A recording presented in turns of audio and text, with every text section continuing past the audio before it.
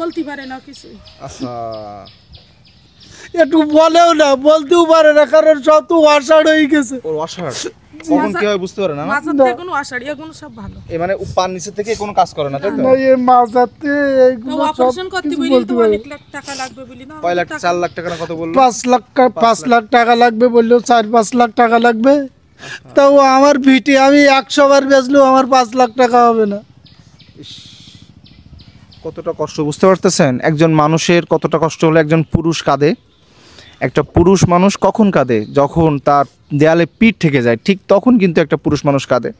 আপনারা সবাই দোয়া করবেন বাচ্চাটির জন্য। আমি দেখি কি করতে পারি, আপনারা আমাদের জন্য দোয়া করবেন যেন আমরা দ্রুত সময়ের ভিতর হুইল চেয়ারটা কিনে দিতে পারি, আর সেই সাথে ওর পড়াশোনার ব্যবস্থাটা যেন করতে পারি। হ্যাঁ, এই অবস্থার ভিতর প্রেসক্রিপশন আছে, তাই তো?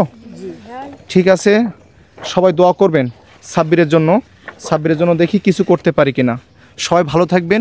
ভিডিওটি অনেক